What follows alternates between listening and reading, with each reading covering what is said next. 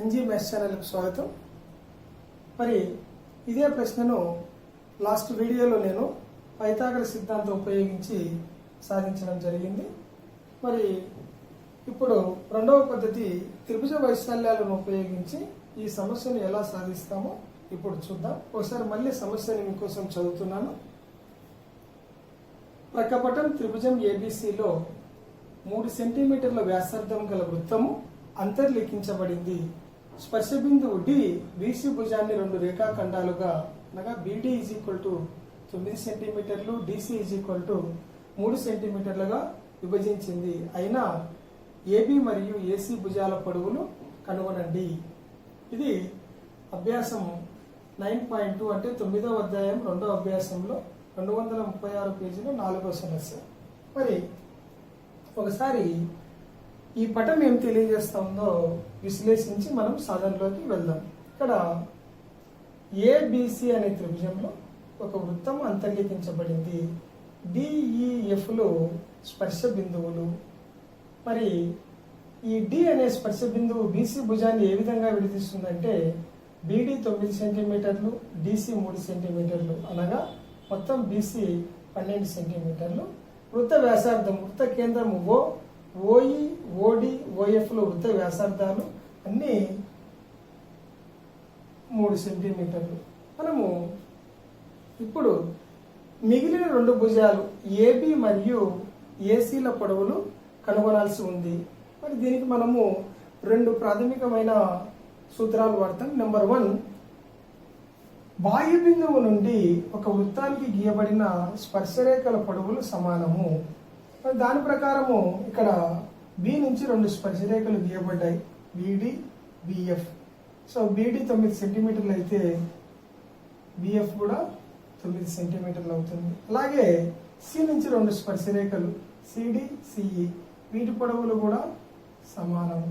తర్వాత ఏ నుంచి గీయబడిన స్పర్శరేఖలు AF, AE, వీటి పొడవులు కూడా సమానం. ఇక్కడ మనకు ఈ 2 రేఖాఖండాల పొడవు తెలియదు కాబట్టి మనము రెండింటిని ఎక్స్ అనుకుందాం, ఎక్స్ సెంటీమీటర్లు అనుకుందాము. ఓడి, ఓఈ, ఓఎఫ్లు 3 సెంటీమీటర్లు వ్యాసార్థాలు.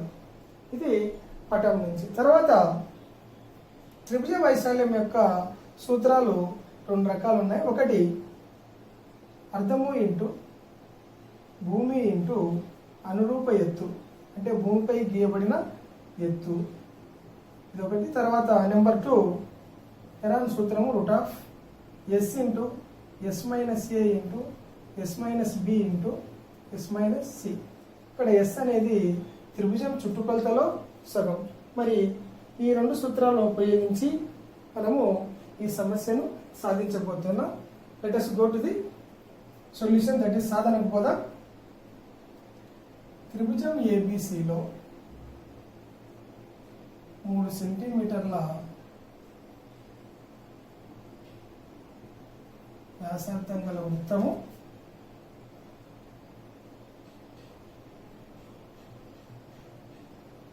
అంతర్లిఖించబడింది.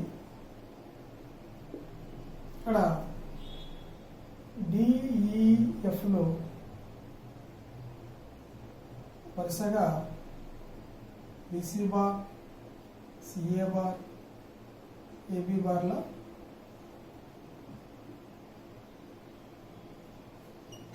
స్పర్శ బిందువులు. తర్వాత వృత్తానికి బాహ్య బిందువు నుండి గీయబడిన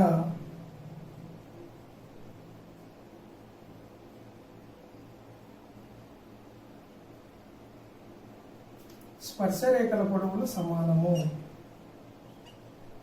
స్పర్శరేఖల పొడవులు సమానం. మరి ఆ కాన్సెప్ట్ నుంచి చూడండి. ఫస్ట్ బి దగ్గర నుంచి, therefore BD is equal to BF, వాటి కొలతలు 9 సెంటీమీటర్లు. అలాగే CD is equal to CE 3 సెంటీమీటర్లు. అలాగే AF is equal to AE x సెంటీమీటర్లు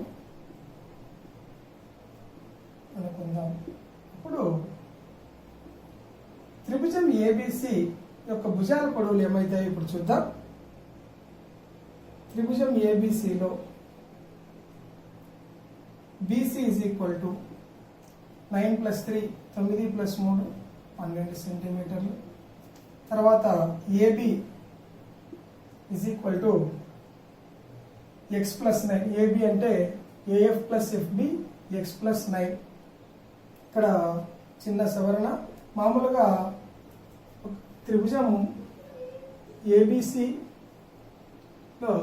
భుజాల పొడవులను యాంగిల్ ఏకి ఎదురుగా ఉన్న భుజాన్ని స్మాల్ ఏ, యాంగిల్ బికి ఎదురుగా ఉన్న భుజాన్ని స్మాల్ బి, యాంగిల్ సికి ఎదురుగా ఉన్న భుజాన్ని స్మాల్ సితో సూచిస్తాము. ఇది జనరల్ నోటేషన్. మరి అనగా ఏ అంటే బీసీ. సో ఇక్కడ మనం రాసుకుందాం. A is equal to BC 12 సెంటీమీటర్లు. అలాగే బి అంటే యాంగిల్ బికి ఎదురుగా AC. B is equal to AC, that is equal to x+3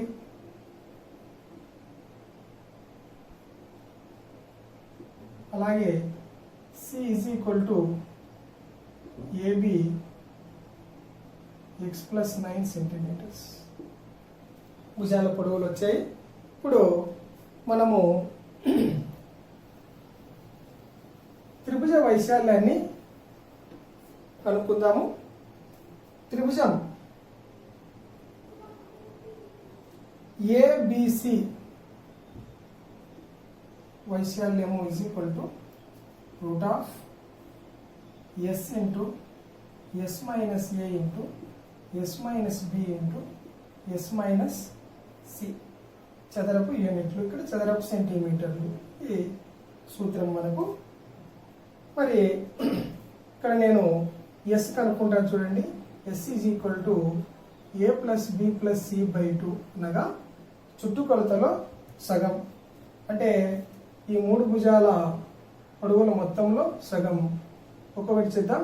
9 + 3 12 plus 3 + x plus x+9. ఇది చుట్టుకొలత.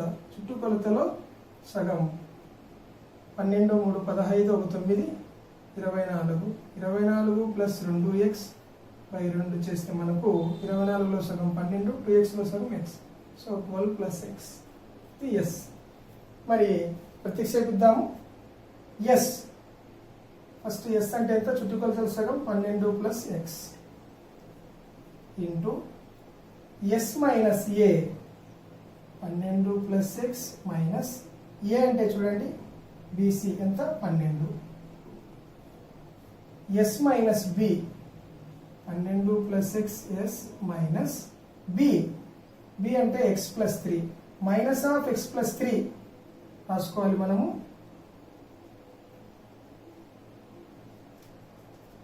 Into S minus C.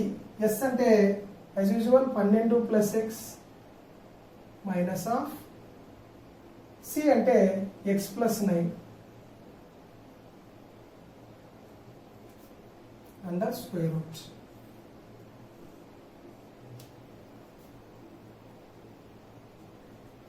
(12 + x into -12 + 12 cancel x bracket తొలగిద్దాం. 12 + x -x -3 12 + x -x -9 under square route. ఇక్కడ +x -x +x -x cancel. So which is again becomes 12 + x into x into 12లో 3 పోతే 9, 12లో 9 పోతే 3. So which in turn becomes √9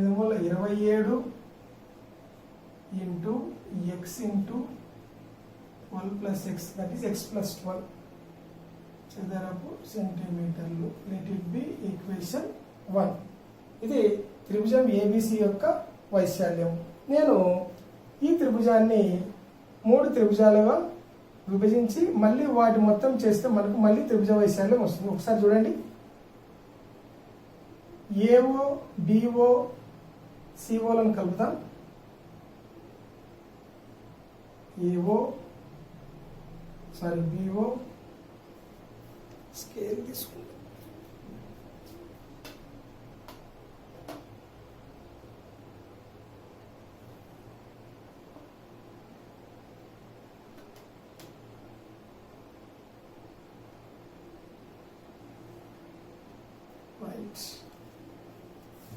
మరి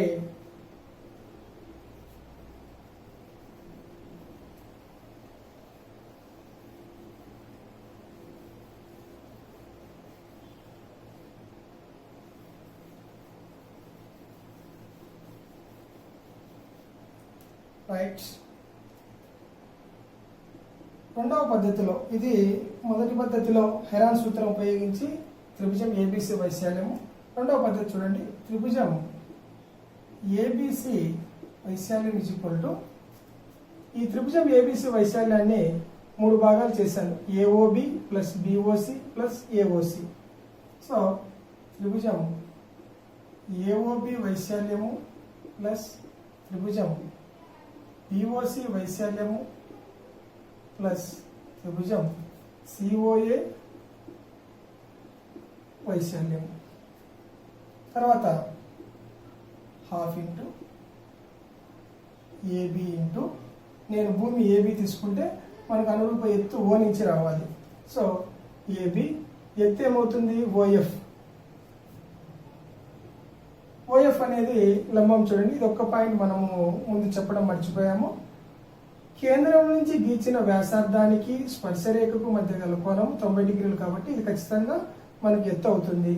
so ఆ విధంగా ఈ 3 వ్యాసార్థాలు, ఎందుకంటే స్పర్శ బిందువును కలిపితే గీయబడిన వ్యాసార్థాలు కాబట్టి స్పర్శరేఖకు ఈ వ్యాసార్థానికి మధ్యలో కోణము లంబకోణము, ఇక్కడ లంబకోణము, ఇక్కడ లంబకోణం, ఇక్కడ లంబం. కాబట్టి ఏఓబి త్రిభుజానికి ఏబి అనేది భూమి అనుకుంటే మనకు ఖచ్చితంగా ఓఎఫ్ అనేది అనురూప ఎత్తు అవుతుంది. ఆ విధంగా బిఓసి త్రిభుజానికి బీసీ భుజానికి ఓడి ఎత్తు అవుతుంది. అలాగే ఏసీ భూమి అనుకుంటే మనకు ఓఈ అనేది ఎత్తు అవడం జరుగుతుంది. ప్లస్ హాఫ్ ఇంటూ, సరే బిఓసి, ఈ త్రిభుజానికి నేను భూమి బీసీ అనుకుంటే ఎత్తు ఓ దగ్గర నుంచి గీస్తే మనము ఓడి ప్లస్ హాఫ్ ఇంటూ, ఈసారి ఏసీ భూమి అనుకుందాం, ఎత్తు ఎక్కడి నుంచి రావాలి, ఓ దగ్గర నుంచి, ఓఈ, ఇది కూడా లంబమే కాబట్టి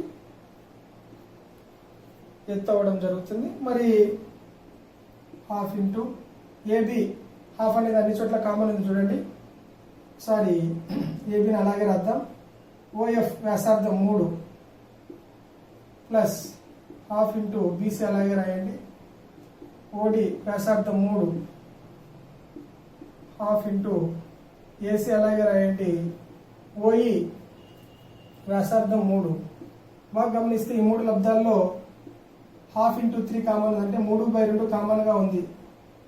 కామన్ తీస్తే AB plus BC plus CA, ఇక్కడ ఏబి, ఇక్కడ బీసీ, ఇక్కడ AC. AC both are same. 3/2 into AB, AB పొడవు x plus 9, BC 12, AC x plus 3. It is equal to 3/2 into x plus x, 2x, 9 plus 12 plus 3, 24. Again, ఇక్కడ 2 common తీస్తే మనకు 3/2 into 2 into x plus 12. 2 cancel. This is 3 into x plus 12 చదరపు సెంటీమీటర్లు. Number 2. మరి 1, 2 సమీకరణాలు చూడండి. ఇక్కడ మనకు √27 into x into 12 plus x చదరపు సెంటీమీటర్లు, ఇది త్రిభుజ వైశాల్యమే, ఇది కూడా త్రిభుజం ఏబిసి వైశాల్యమే. 1, 2 నుండి ఈ 2 వైశాల్యాలు సమానము. మరి 2 ఒకే త్రిభుజం యొక్క వైశాల్యాలు కాబట్టి వాటి విలువలు సమానము. సో 1, 2ల నుండి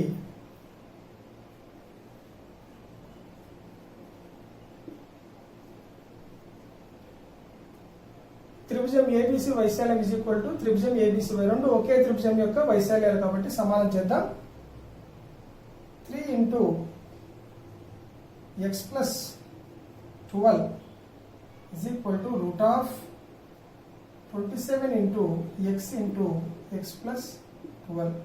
ఇరువైపులా వర్గం చేయగా 3 square 9 into x plus 12 whole square is equal to square కి రూట్ కి cancel. So it becomes 27 into x plus 12. So ఇరువైపులా వర్గం చేస్తే ఈ రెండు కారణాంకాల స్క్వేర్ వస్తుంది, ఇక్కడ క్యాన్సల్ అవుతుంది రూట్. మరి ఇరువైపులా ఒకే లబ్ధం ఉంది, మనము 9 గుణిస్తాన్ని ఇక్కడికి వస్తే భాగిస్తుంది. సో డైరెక్ట్గా క్యాన్సిల్ చేస్తున్నా 9 1 9 3. అలాగే ఎక్స్ ప్లస్ 12 హోల్ స్క్వేర్ అంటే ఎక్స్ ప్లస్ 12 అనే కారణాంకం 2 సార్లు ఉంది. X plus 12 into x plus 12 is equal to 3 into x plus 12.